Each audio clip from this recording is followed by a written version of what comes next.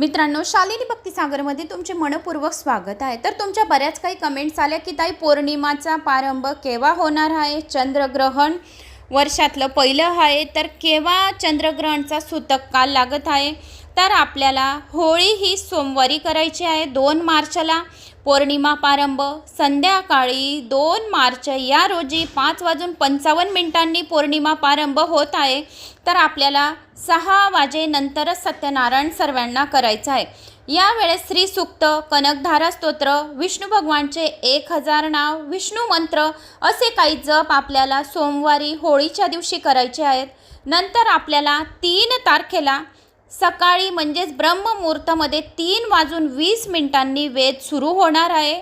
तर 3 तारखेलाच मंगळवारी संध्याकाळी 6:20 सूतक काल समाप्त होणार आहे। तर या सूतक कालामध्ये सर्वात जास्त आपण ओम नमः शिवाय या मंत्राचा जप करावा, ओम नमो विष्णवे नमः या मंत्राचा जप करावा।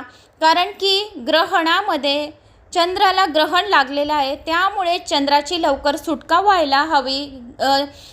राहूने ग्रासलेले आहे, त्याच्यामुळे आपल्याला काही मंत्र वगैरे वेद पुराण वाचावे, याच्याने त्यांचे संकट लवकर दूर होतात आणि आपल्यावर देवांचा आशीर्वाद प्राप्त होतो। म्हणून ग्रहण कालामध्ये खाऊ नये, पिऊ नये। जर आपण काही खायचं आहे, पाणी प्यायचं आहे, तर आपल्याला तुळशीपत्र मटक्यामध्ये, पिठाच्या डब्यामध्ये, तेलामध्ये, तुपामध्ये म्हणजे अशी तुळशीपत्र आपल्याला 1 दिवस अगोदरच तोडायचे आहेत। तर आपल्याला तुळशीपत्र आजपासूनच तोडावे लागतील, कारण की पौर्णिमेला तुळशीपत्र तोडणे वर्जित आहे। ग्रहण असल्यामुळे ग्रहण काळात तुळशीला आपण हात लावू शकत नाही। रविवारी तुळशीला आपण हात लावू शकत नाही, कारण की रविवारी तुळशी मातेचा उपवास असतो। विष्णू भगवानसाठी त्यांनी उपवास केलेला राहतो, तर त्यांचे व्रत भंग होऊन जाईल यासाठी रविवारी आपल्याला तुळशीला जल अर्पण पण करत नाही, तुळशीला स्पर्श पण करत नाही।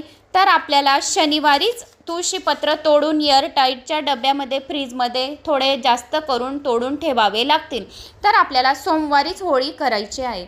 श्री स्वामी समर्थ। मला अशी आशा आहे की तुम्हाला माझा हा व्हिडिओ समजला असेल। समजल्यास लाईक, शेअर, सबस्क्राईब नक्की करा। श्री स्वामी समर्थ।